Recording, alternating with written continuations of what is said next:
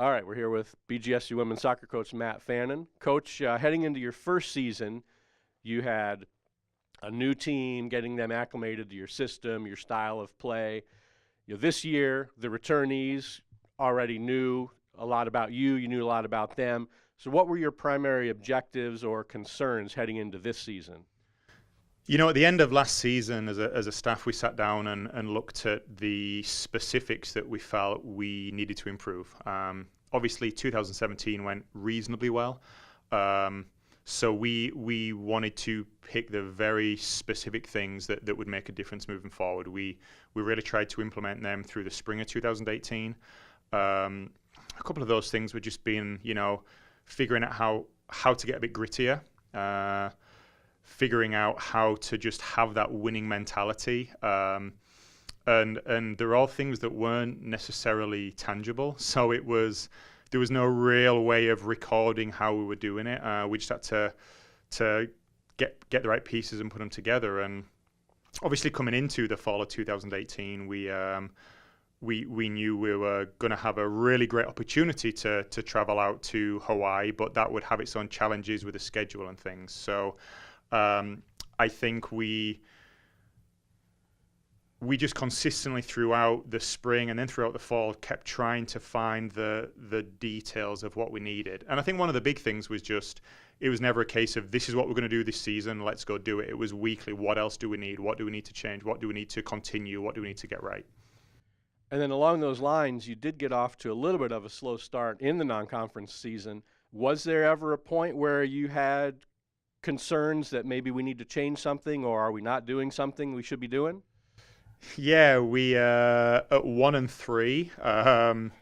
We obviously were a little nervous. I remember sitting down with our captains and them telling me, they were worried about nothing specific. Just I think we all had such high aspirations, and obviously we weren't quite filling them at that time. I remember sitting down with the staff and having a similar conversation. But I think, being a coach is sometimes the eternal pessimist until everyone else is, and then you try to see the optimistic side. And we knew coming in that the travel to and from Hawaii, when you're an elite athlete and you're playing at this level, I just think, getting out of what is the norm and what is your usual schedule and everything, it becomes so difficult to just piece things together when you're tired, when you've had an overnight flight, when you've been 5 time zones over. That we knew that was going to affect us for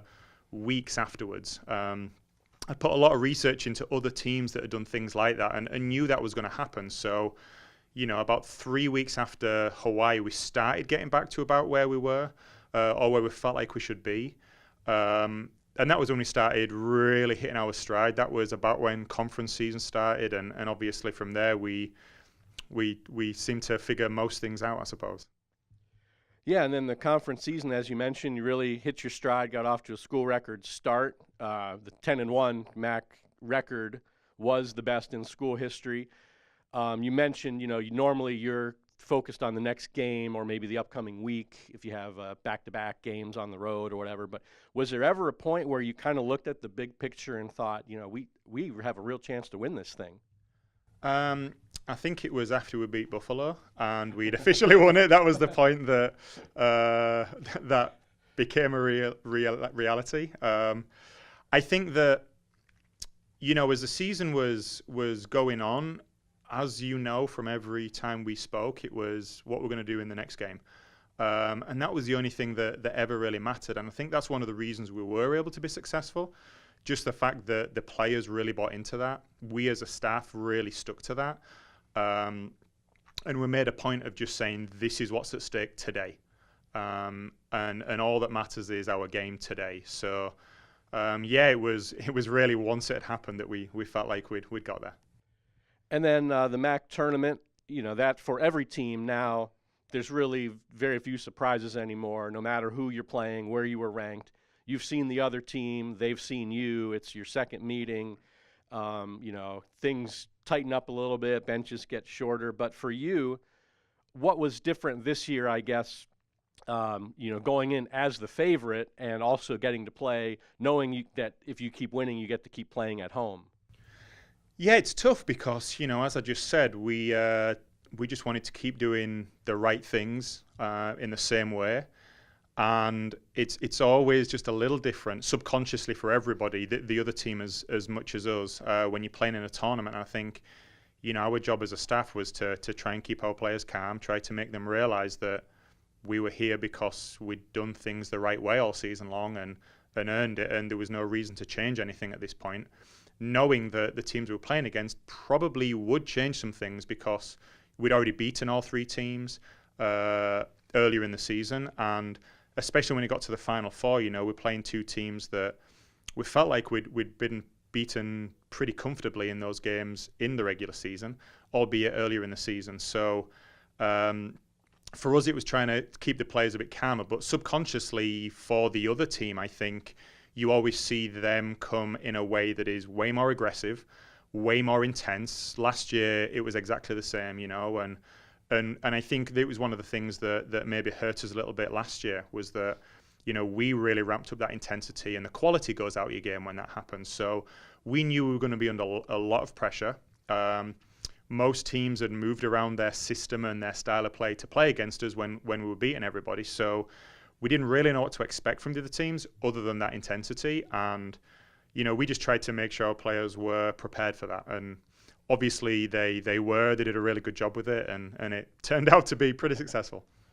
And then the final game in the tournament, the Ball State match at Cochrane, I'm sure you experienced a range of emotions on that entire day, but just just overall, looking back at it now, just what were some of your thoughts on that day and the way that it unfolded?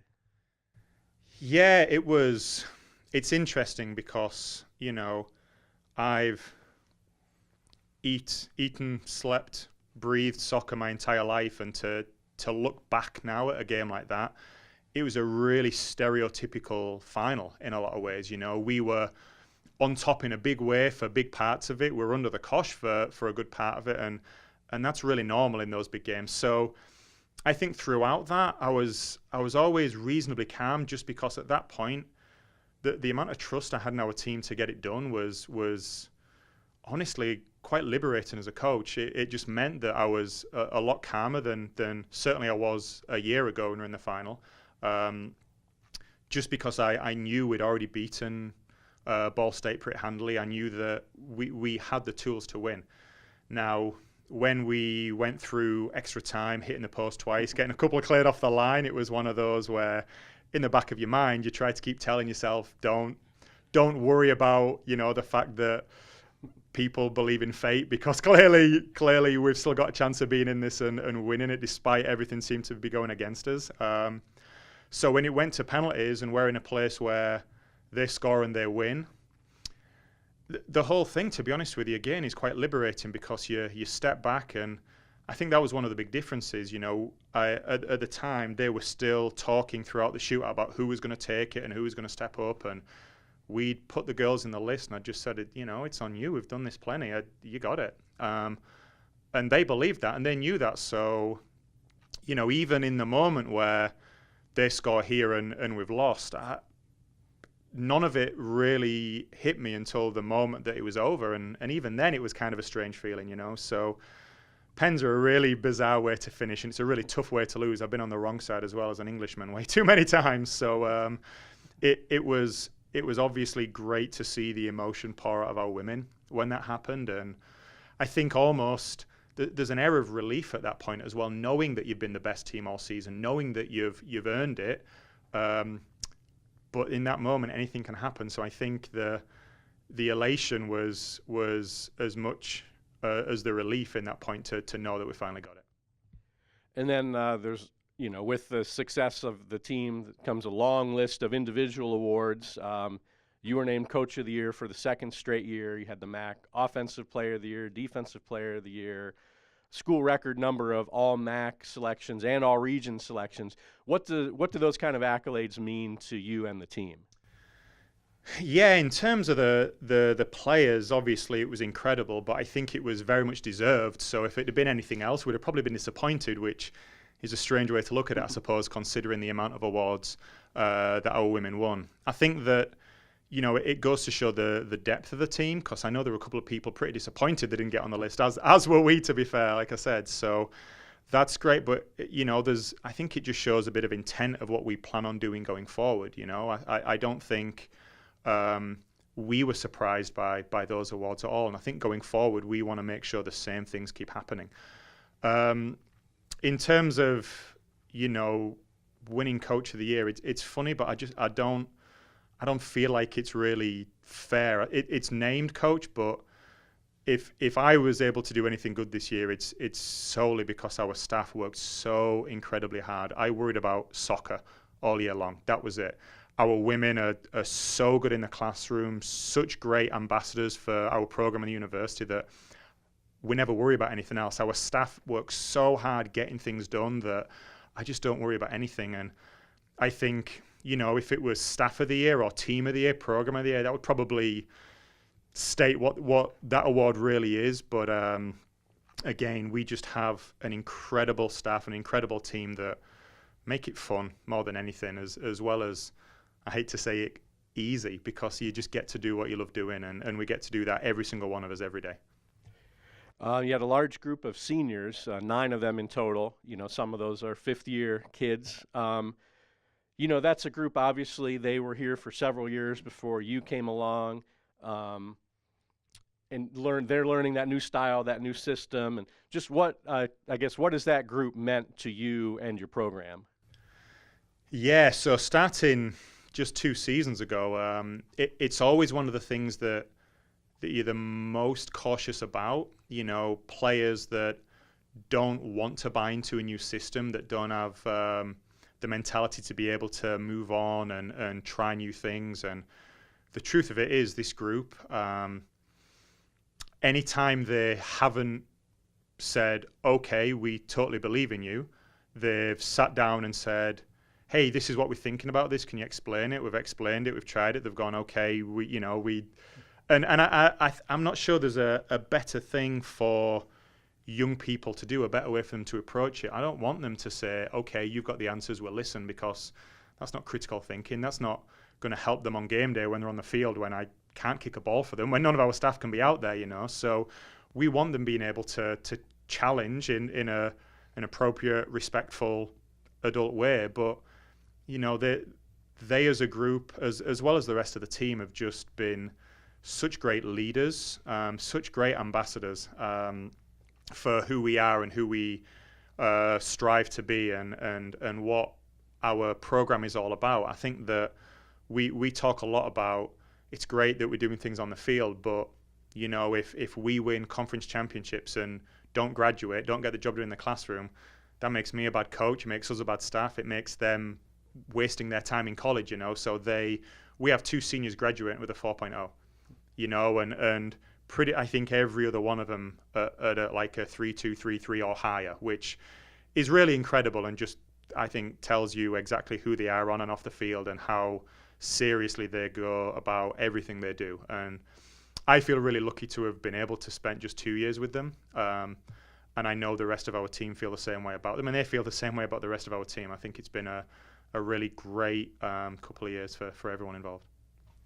And you also have a large group of returning players. What, I guess, heading into the spring and next fall and just down the road, what are the challenges for that group as you move forward? Sure. So one big challenge is losing in the final a year ago really gave someone a goal, really gave every person something that they're focused on and we're going to improve on. And the concern from a coaching perspective is, okay, we did it. Is everyone just as motivated? So that's going to be a big part of what we try and make sure we focus on throughout the spring. Other than that, I think we're going to look at it in the exact same way we did last year. What do we need to get better at? What do we need to improve on and off the field as a staff, as well as a team? How can we make ourselves better? How can we replace the players that are going out? We had to do that last year as well. So there's a lot to look at. I know we have a lot of very dedicated returning players who are desperate for more success. And, I think the flip side is often the case as well. You get a really good taste of success. You can't live with anything else. So I know they are desperate to come back and have more success and continue to do well. The freshmen tell me all the time, like, 4 rings, Matt, 4 rings, and while we're certainly not getting too far ahead of ourselves, I know that the point is they are very, very motivated in being able to go through their career and continue to have the same level of quality and expectation and hopefully success that we've had here.